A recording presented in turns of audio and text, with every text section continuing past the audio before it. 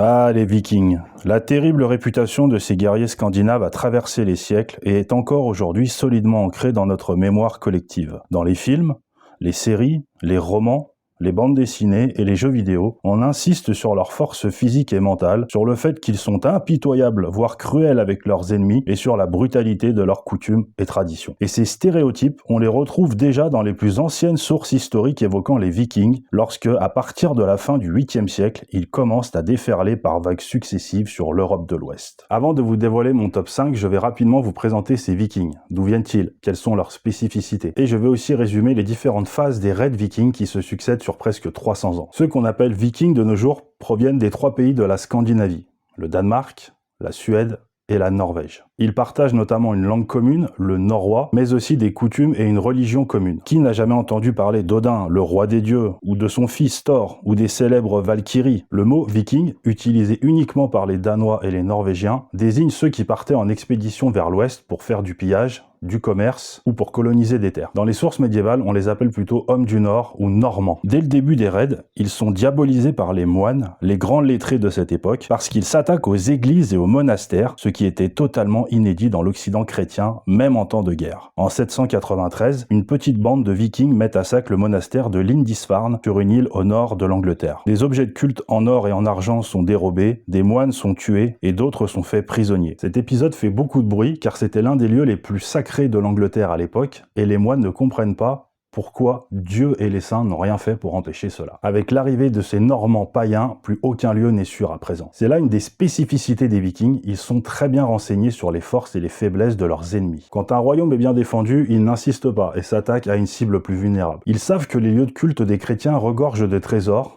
et sont sans défense, donc ils les attaquent dès qu'ils en ont l'occasion. Loin de foncer tête baissée ou à l'aveuglette, ils espionnent leurs ennemis, notamment grâce aux marchands qu'ils envoient ou grâce à des complicités internes, et n'attaquent le plus souvent que lorsque leurs chances de succès sont grandes. Leur équipement n'a rien d'exceptionnel. Ils utilisent principalement des épées, certes de bonne qualité, mais inférieures à celles forgées par les Francs, mais aussi des lances, des haches, des arcs. En cas de bataille, ils pratiquent surtout la tactique du mur de bouclier, l'une des plus anciennes et des plus répandues. Donc rien d'exceptionnel à ce niveau-là. La supériorité des Vikings provient essentiellement de leurs navires, les meilleurs de l'époque. Improprement appelés Drakkar, terme signifiant dragon, et désignant la figure de proue des bateaux qui avaient la forme de ces créatures légendaires, les navires des Vikings se divisent en 2 catégories. Les navires marchands, appelés Knorr, et les navires de guerre appelés Langskip. C'est le Langskip qui donne aux Vikings une incontestable supériorité navale. Extrêmement bien conçu, rapide et facilement manœuvrable, il peut aussi bien affronter la haute mer que remonter le cours des fleuves grâce à son faible tirant d'eau. Il est pour beaucoup dans le succès des raids des Vikings. Leurs objectifs sont simples, s'enrichir par le pillage et le versement de rançons, développer de nouvelles routes commerciales et conquérir de nouvelles terres. Le point commun, c'est donc l'argent, qui est clairement la motivation principale des raids des Vikings. À la différence des Danois et des Norvégiens, les Suédois ne partent pas vers l'ouest, mais vers l'est, où ils se font appeler Russes, puis Vareg. Dès 650, ils attaquent les côtes finlandaises, baltes et russes, et y construisent des forteresses qui deviennent bien vite des cités. Au 9e siècle, ils fondent les bases de l'État russe et commercent avec de nombreux peuples, en particulier les Byzantins. De nombreux Suédois sont recrutés dans l'armée byzantine où ils forment la garde varangienne, la troupe d'élite du Basilius, l'empereur byzantin. Cependant, on connaît assez mal leur histoire et leur chef, donc ils ne font pas partie de mon top 5. On va donc se concentrer sur les Danois et les Norvégiens, et il est temps pour moi de vous présenter les grandes périodes des raids vikings qu'on peut découper en 4 phases. Première phase, de 789 à 834, c'est la phase des premiers raids. Des raids de pillage assez modestes, une douzaine de navires maximum, et qui ne durent pas très longtemps. Les Vikings restent près des côtes et repartent chez eux en hiver. Durant cette phase, c'est l'Irlande qui est la plus touchée, car l'île est divisée en une multitude de petits royaumes. La défense est souvent inefficace,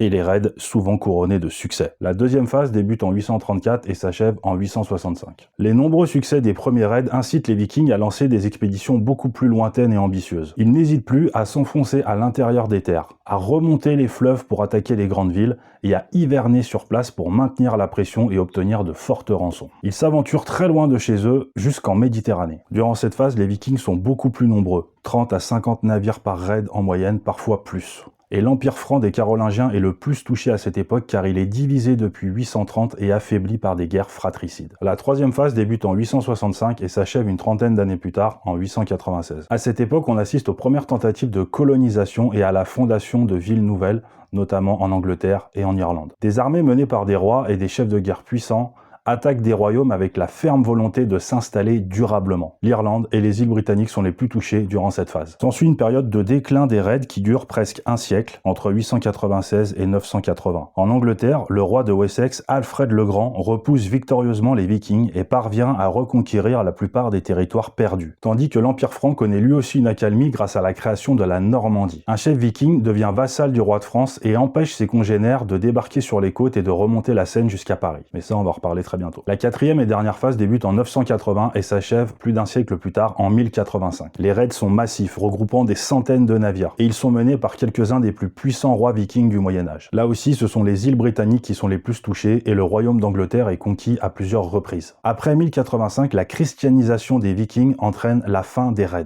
Ces derniers ont indirectement et involontairement contribué à la création d'États puissants en Irlande, en Écosse et en Angleterre. Il contribue aussi à la chute de la dynastie des Carolingiens, remplacée par celle des Capétiens en 987. Et c'est parti pour le top 5.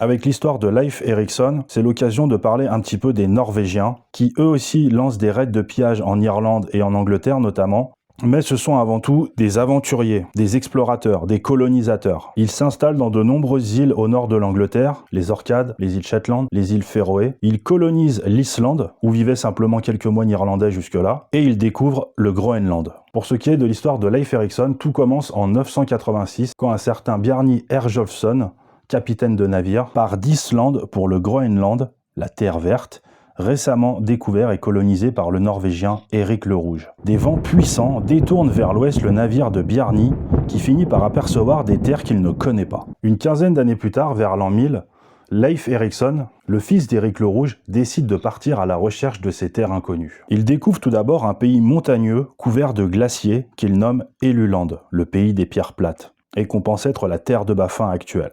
Puis il aperçoit un pays avec des vastes forêts et des plages sablonneuses qu'il appelle Markland, le pays des forêts. On pense qu'il s'agit du Labrador. Et pour finir, il accoste sur une terre au climat plus doux où se trouvent des prairies, de la vigne sauvage et des rivières pleines de saumon qu'il baptise Vinland, le pays de la vigne ou le pays de la prairie. On sait qu'il s'agit de l'île de Terre-Neuve. Leif passe un hiver sur place puis rentre chez lui au Groenland. La nuit suivante, son frère décide de partir à son tour pour le Vinland, mais il est tué lors d'un affrontement avec des indigènes, probablement des guerriers algonquins. Malgré cela, Leif se rend régulièrement sur place pour y récupérer du bois qui fait cruellement défaut aux colons norvégiens du Groenland. Et plusieurs bâtiments sont construits sur place, mais après la mort de Leif Erikson, plus personne n'ose s'y aventurer. Cette histoire est racontée par la saga d'Éric le Rouge et la saga des Groenlandais, deux récits rédigés une centaine d'années après les faits qu'ils décrivent. Mais des archéologues ont retrouvé à Lance aux Meadows ou Lance aux Prairies, sur la côte nord de Terre-Neuve, plusieurs bâtiments de type scandinave dédiés à la forge et au travail du bois, sans doute un atelier de réparation de navires. La datation au carbone 14 a permis d'établir que ces bâtiments ont été construits entre l'an 1000 et l'an 1020, ce qui correspond au récit des sagas mentionnées. Malgré cela, plusieurs historiens pensent que le voyage de Leif Erikson n'est qu'un mythe, comme le spécialiste français des Vikings Régis Boyer. Chacun est libre d'avoir son opinion, mais pour ma part, les découvertes archéologiques confirment la véracité au moins partielle de ce récit,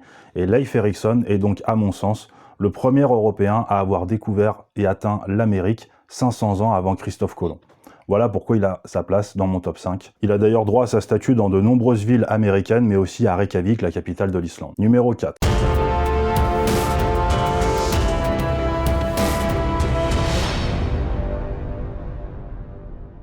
Björn Côte de Fer et Hastein sont deux chefs danois, deux des fils présumés du célèbre Ragnar Lodbrok. Je ne vais pas m'étendre ici sur l'histoire de Ragnar Lodbrok parce que je vais lui consacrer une petite vidéo, un short dans très peu de temps. Et donc on va ici juste se concentrer sur l'expédition de ces deux fils présumés, Björn et Hastein. Cette expédition est surtout connue par des sources chrétiennes et musulmanes qui ont peut-être exagéré les forces des Vikings pour accentuer la menace et légitimer les victoires des hommes du Nord. Les sources évoquent 62 navires, ce qui veut dire que les Vikings auraient été entre 1500 et 2000 hommes à peu près. Partis en 859 de leur campement établi sur la Loire, près de Nantes, les Vikings longent les côtes espagnoles et portugaises, avant de piller des villes au sud de l'Espagne et en Afrique du Nord. Ils partent ensuite pour les îles Baléares qu'ils mettent à sac, avant d'atteindre les côtes sud de la France dans le Roussillon actuel. Narbonne est pillée, puis les Vikings hivernent sur une île de Camargue.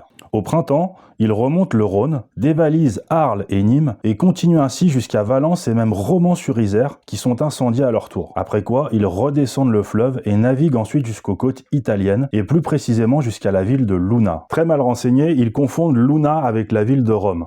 Et c'est là que Hastein, l'un des deux chefs de l'expédition, aurait utilisé une ruse restée célèbre et qui sera utilisée 2 siècles plus tard par le roi Harald l'Impitoyable. Les Vikings envoient des émissaires à Luna pour formuler une requête. Un de leurs chefs, Hastein, serait mort et ils souhaiteraient lui offrir une cérémonie religieuse dans une église. Les chefs de la cité acceptent qu'un petit groupe de Vikings entre dans la ville avec le cercueil, à la condition bien sûr qu'il soit désarmé. Mais une fois parvenu dans l'église, le cercueil s'ouvre de lui-même, Hastein surgit, et les Vikings se précipitent pour récupérer les armes qui étaient dissimulées dans le cercueil. C'est ainsi que les Vikings parviennent à prendre la ville par la ruse. C'est d'ailleurs cette ruse qui est utilisée par Ragnar dans la célèbre série Vikings sortie à partir de 2013. Après ce coup de maître, les Vikings remontent le fleuve Arno et pillent 2 autres villes italiennes, Fiesole et Pise. On perd ensuite leurs traces, on ne sait pas vraiment ce qu'ils sont devenus, on sait seulement qu'un chroniqueur arabe nous indique qu'ils ont subi une défaite en 861 près des côtes espagnoles qui les a poussés à repartir vers la France. En 862, ils regagnent leur campement français établi près de la Loire avec 20 navires chargés de butin. Il s'agit du 2e et du dernier raid des Vikings en Méditerranée. Contrairement à l'immense majorité des raids vikings, Björn et Hastein n'ont que très peu d'informations. Ils s'aventurent sur des mers et des fleuves qui leur sont totalement inconnus et réussissent à piller de nombreuses villes, surprises de voir ces hommes du Nord débarquer sous de telles latitudes. C'est incontestablement l'un des raids les plus longs et les plus ambitieux jamais entrepris par des Vikings. Numéro 3.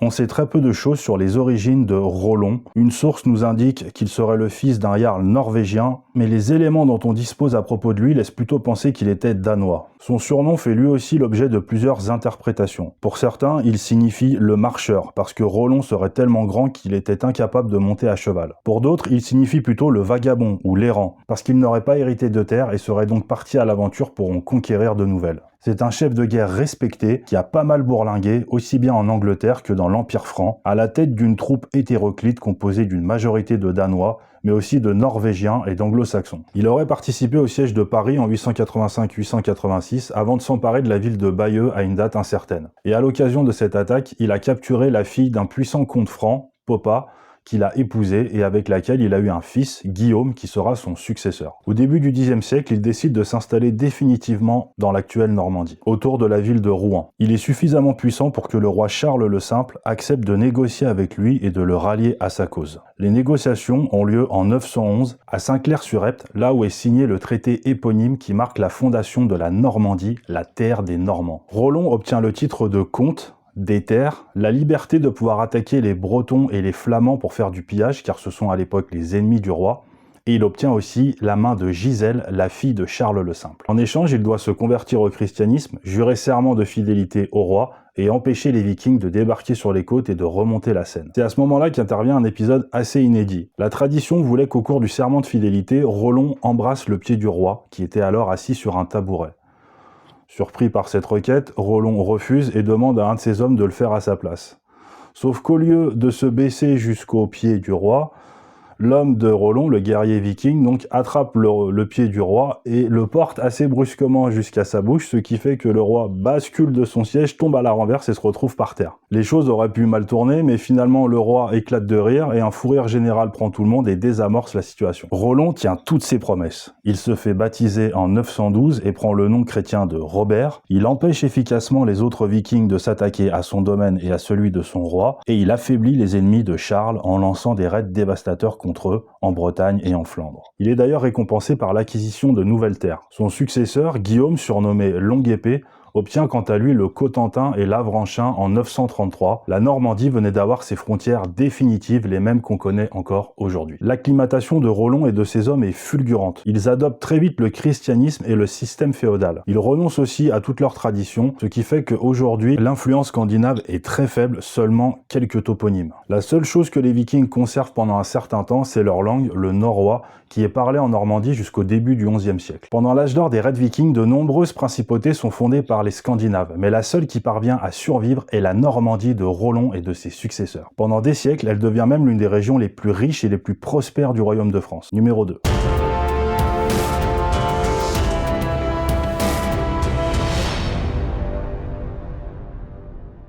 Ivar, Halfdan et Hubi sont 3 frères, eux aussi fils présumés de Ragnar Lodbrok. Une source nous indique qu'ils débarquent en Angleterre à la tête d'une grande armée pour venger la mort de leur père, jeté dans une fosse à serpents par le roi de Northumbrie. C'est peut-être vrai, mais ce qui est sûr, c'est que ce n'est pas la seule raison de leur expédition. Leur objectif est beaucoup plus ambitieux, tuer les rois anglo-saxons et s'emparer de leur royaume. Ils commandent une armée importante, peut-être 3000 ou 5000 hommes, et ce qui est sûr, c'est que jamais autant de Vikings n'avaient été rassemblés pour un raid sur l'Angleterre. On sait très peu de choses sur Ivar, Halfdan et Hubi, si ce n'est qu'ils sont frères, qu'ils viennent du Danemark et qu'ils n'ont pas l'intention de rentrer chez eux. Pourquoi ? Ont-ils été exilés par un jarl ou un roi? Abandonnent-ils leur foyer pour assouvir leur soif de conquête? Ils devaient être très respectés et charismatiques pour inciter autant d'hommes à les suivre dans leur aventure. Quoi qu'il en soit, ils débarquent en 865 dans le royaume d'Est-Anglie. Pour éviter d'affronter tous ces vikings, les Angles leur offrent un important tribut de chevaux, plusieurs centaines de montures, mais ils ne font que retarder l'inévitable et renforcer leurs ennemis, car un viking à cheval est encore plus redoutable qu'un viking à pied. Les Danois prennent la direction du nord, pillant tout sur leur passage, et ils prennent la ville de York en 866, qui devient leur nouvelle capitale. Cité assez modeste jusqu'ici, elle connaît en quelques années un développement fulgurant, tant en termes de taille que d'influence, et c'est en grande partie grâce aux Vikings qu'elle deviendra la plus grande cité du nord de l'Angleterre au Moyen-Âge. Les 3 frères laissent une garnison à York et fondent sur la Northumbrie. Ce royaume est alors en pleine guerre civile opposant 2 rois qui revendiquent la couronne. Face à la menace viking, les 2 rois Aelle et Osbert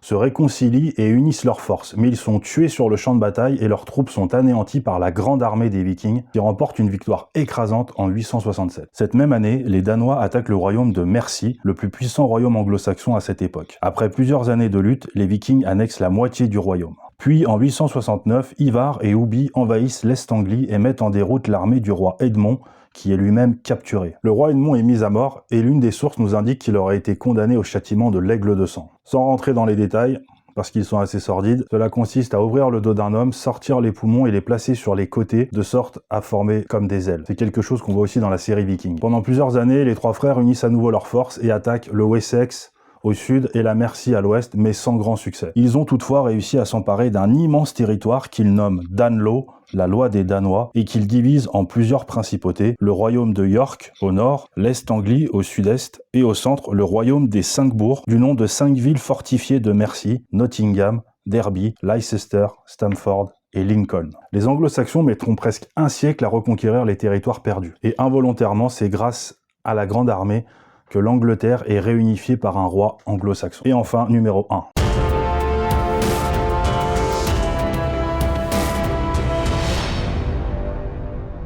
Sven à la barbe fourchue est le fils du roi danois Harald à la dent bleue, celui qui a inspiré le mot Bluetooth à l'inventeur de cette technologie. Il succède à son père vers 986 et c'est lui qui relance la tradition des raids vers l'Angleterre. À la fin du Xe siècle, il ravage le sud de l'Angleterre et obtient de très fortes rançons de la part du roi Ethelred II qui ne peut lui résister. Ce dernier négocie alors une alliance avec un autre roi viking, le roi Olaf de Norvège. Libéré, délivré... Ouais, on parle d'Olaf et de Sven mais on n'est pas dans la Reine des Neiges. Ah pardon. Le plan d'Ethelred est simple, monter les Norvégiens contre les Danois pour se débarrasser du menaçant Sven. Mais Sven conclut à son tour une alliance avec le roi de Suède et une grande bataille navale a lieu vers l'an 1000. Elle implique les 3 rois scandinaves. Appelée bataille de Svolder, elle est remportée par les Danois et leurs alliés suédois qui infligent une sévère défaite aux Norvégiens et à leur roi Olaf qui meurt avec presque tous ses hommes. Sven, déjà roi du Danemark, devient aussitôt roi de Norvège et le plus puissant souverain viking jamais connu. En 1002, il est de retour en Angleterre où il inflige une nouvelle défaite au roi Ethelred II, qui lui verse une rançon considérable pour l'inciter à partir, 24 000 livres d'argent. Frustré et désireux de se venger, Ethelred II attend le départ de son ennemi et fait ensuite assassiner de nombreux Anglais ayant des origines scandinaves, dont la propre sœur de Sven, Gunhild. La réponse du roi viking est immédiate. Dès le printemps suivant, en 1003 et pendant plusieurs années, il ravage toute l'Angleterre, mettant en pièces toutes les armées qu'Ethelred envoie contre lui. Le roi d'Angleterre n'a d'autre choix que de payer à nouveau le départ des Vikings, et c'est un nouveau tribut record qui est versé, 36 000 livres d'argent. En 1013, à la tête d'une armée d'au moins 5000 hommes, Sven débarque en Angleterre avec la ferme volonté de conquérir tout le royaume. Aucune cité, aucune armée ne lui résiste. Toutes les villes tombent les unes après les autres. Après la prise de Londres, à la fin de l'année 1013, Sven est finalement couronné roi d'Angleterre. Converti au christianisme sur le tard, il s'évertue à protéger l'Église et à développer le commerce, enrichissant les villes de son immense royaume. Il est le premier souverain viking à faire frapper des monnaies à son effigie. C'est aussi et surtout un excellent meneur d'hommes et un stratège hors pair qui remporta toutes ses batailles, aussi bien sur terre que sur mer. Merci d'avoir regardé cette vidéo jusqu'au bout, n'hésitez pas à liker, à vous abonner pour ne pas manquer les prochaines. Prenez soin de vous et à bientôt pour un nouveau top historique.